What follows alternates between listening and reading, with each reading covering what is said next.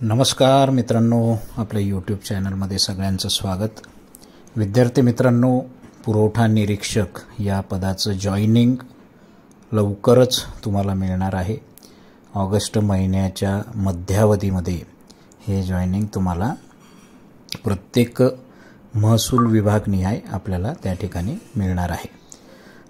नुकतंच प्रसिद्ध झालेलं अन्न व नागरी पुरवठा विभागाचं परिपत्रक आहे।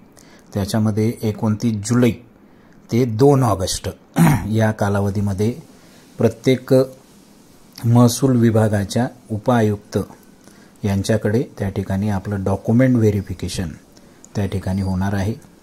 तर त्या पद्धतीने आपण सर्वजण आपले जे काही आवश्यक डॉक्युमेंट्स असतील तर ते डॉक्युमेंट त्या ठिकाणी तयार ठेवा। डॉक्युमेंट व्हेरिफिकेशनसाठी कशा पद्धतीने आपण पूर्वतयारी करायची तर याबाबतचा ऑलरेडी एक व्हिडिओ मी टाकलेला आहे, तो सुद्धा नक्की बघा।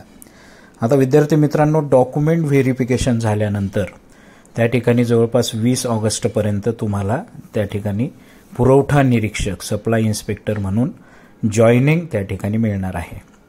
हे जॉइनिंग त्या ठिकाणी विभागीय आयुक्त कार्यालय या कार्यालयामध्ये पुरवठा विभाग असतो। त्या पुरवठा विभागामध्ये त्या ठिकाणी आधी तुम्हाला रुजू व्हायचं असतं। त्यानंतर तुम्हाला जिल्हा अलॉट करून दिला जातो। उदाहरणार्थ जर नाशिक विभागीय आयुक्त कार्यालयामध्ये तुम्ही पुरवठा निरीक्षक म्हणून रुजू झालात तर त्या ठिकाणी सर्व नवीन रुजू होणारे जे काही पुरवठा निरीक्षक असतील तर त्यांना त्या ठिकाणी नाशिक असेल, त्यानंतर धुळे असेल, जळगाव असेल, अहमदनगर आणि नंदुरबार या 5 जिल्ह्यांमधून त्या ठिकाणी जिल्हा अलॉट करून देतील। मग मित्रांनो, जिल्हा अलॉट केल्यानंतर त्या ठिकाणी जिल्ह्याच्या ठिकाणी तुम्ही रुजू व्हायला जाणार। दुसरा दिवस हा जिल्ह्याच्या ठिकाणी रुजू होण्यासाठी असतो आणि त्या ठिकाणचे मग जिल्हा अधिकारी किंवा जिल्हा पुरवठा अधिकारी यांच्या हाताखाली आपल्याला काम करायचं असतं। जिल्हा पुरवठा अधिकारी हे आपल्याला तालुका अलॉट करून देत असतात आणि त्या प्रत्येक तालुक्याला त्या ठिकाणी नायब तहसीलदार पुरवठा यांच्या आधिपत्याखाली आपल्याला कामकाज करायचं असतं। म्हणजे तहसीलदार आणि नायब तहसीलदार पुरवठा। तालुका स्तरावर सुरुवातीला आपल्याला विविध असं ट्रेनिंग म्हणजे नायब तहसीलदार यांच्या अंडर असेल, गोदामपाल यांच्या अंडर असेल किंवा अव्वल कारकून पुरवठा यांच्या आधिपत्याखाली ट्रेनिंग दिलं जात असतं आणि पहिले 3 महिने किंवा पहिले 6 महिने विविध ठिकाणी ट्रेनिंग झाल्यानंतर मग स्वतंत्रपणे तुम्हाला तो प्रभार पुरवठा निरीक्षकाचा दिला जात असतो।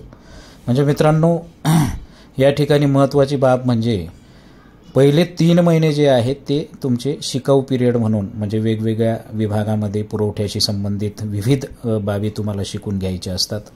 त्यानंतर स्वतंत्रपणे एक संकलन पुरवठ्याचं असतं, रेशन कार्डचं संकलन असेल, अव्वल कारकून यांच्या हाताखाली संकलन असेल तर ते आपल्याला शिकून घ्यायचं असतं आणि त्यानंतर मग सर्व अभ्यास आपला झाल्यानंतर त्या ठिकाणी महसूल प्रबोधिनी जी आहे पुरवठा विभागाबाबत त्या ठिकाणी ट्रेनिंगसुद्धा होत असतं। 1 महिन्याचं ट्रेनिंग असतं आणि नंतर स्वतंत्रपणे कामकाज करायचं असतं। या पद्धतीने हे काम चालतं।